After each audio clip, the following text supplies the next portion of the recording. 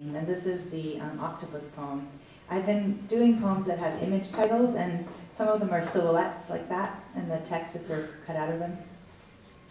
So this is about a failed adoption of an octopus. My octopus orphan thinks his suction cups are radios.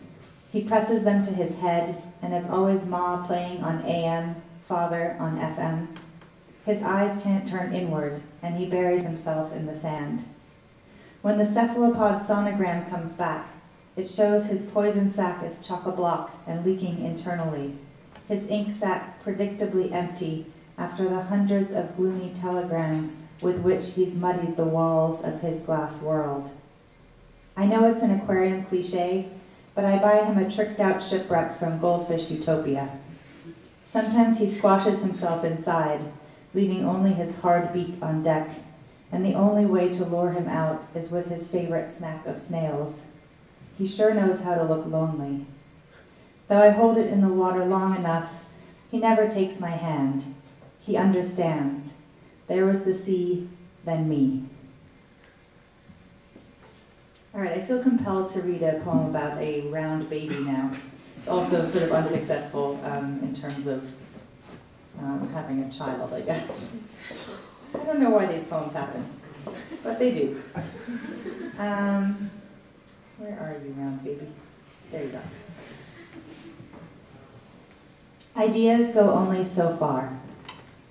Last year, I made up a baby.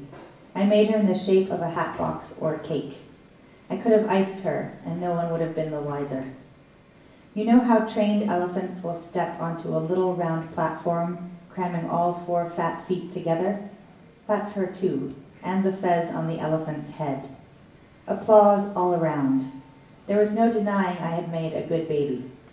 I gave her a sweet face, a pair of pretty eyes, and a secret trait at her christening. I set her on my desk, face up, and waited. I watched her like a clock. I didn't coo at her, though. She wasn't that kind of baby. She never got any bigger, but she did learn to roll. Her little flat face went round and round. On her other side, her knot face rolled round and round too. She followed me everywhere. When I swam, she floated in the swimming pool, a platter for the sun. When I read, she was my peacefully blinking footstool.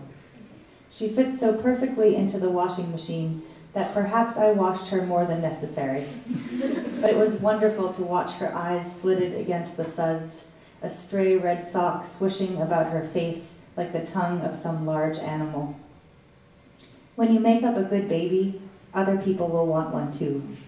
Who's to say that I'm the only one who deserves a dear little machine-washable, ever-so-presentable baby?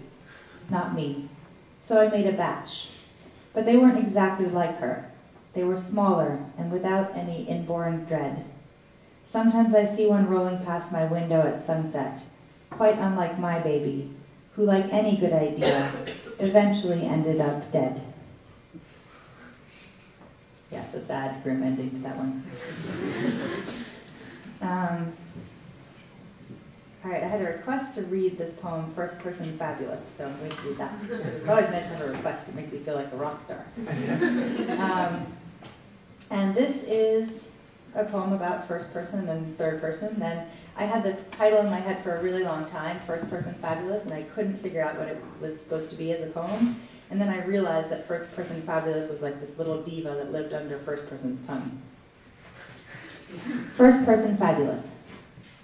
First person fumed and fizzed under third person's tongue, while third person slumped at the diner counter, talking, as usual, to no one.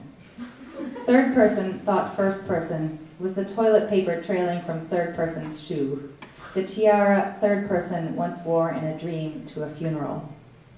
First person thought third person was a layer of tar on a gorgeous pink nautilus, a foot on a fountain, a tin hiding the macaroons, and first person was that nautilus, that fountain, that pile of macaroons.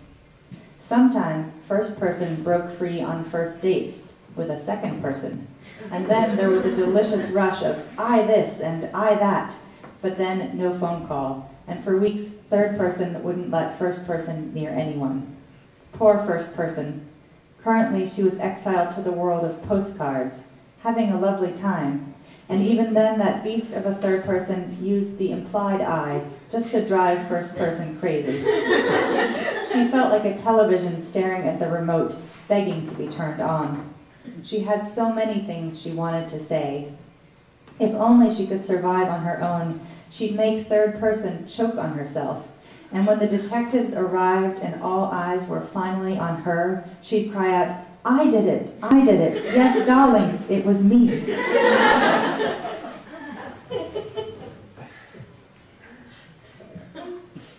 See, I'm changing my mind. I was telling you that I tend to have an order, and then I do change my mind. It's troubling because then you don't know where the poem is. But I will find it. It's hiding. I'm looking for word park. Where are you? Maybe if I ask for you, you'll appear. Maybe I'll just go to the table of contents, which I've never done before. I guess it's just going to be that kind of day. Let's see. Come on.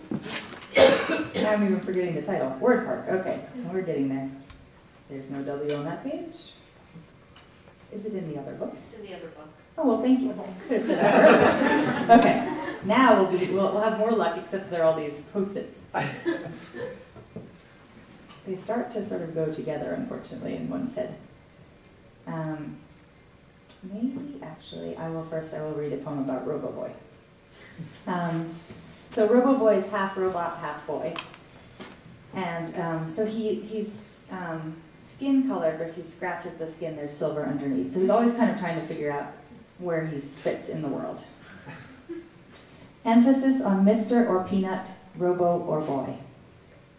In the chapters on special children, the parenting books stress the need for role models. Hence, the silver frame portraits of Mr. Peanut, the Michelin Man, and Mrs. Butterworth on Robo-Boy's bureau. Robo-Boy has never quite known what to do with them. For a while, he thought they might be estranged relatives, especially since his parents never mentioned them.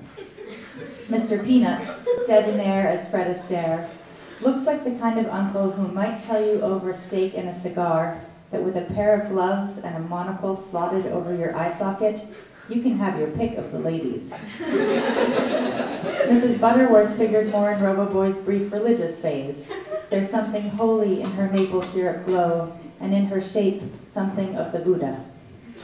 The Michelin Man is the one who worries him.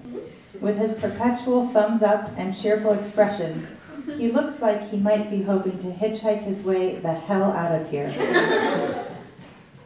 I love those things where there's a chicken selling chicken that you should eat, or, you know, the idea that Mr. Peanut wants to be eaten too. It's so perverse and interesting. I'm always looking out for those. I'll tell you, word park. There you are. All right. So there are two invented words in here, chocolated and varying, V-E-R-Y-I-N-G, which aren't words, but they certainly could be. And this one was inspired by, I think I have a great book that's all about birds and words, and it had something about a bird park, and I thought,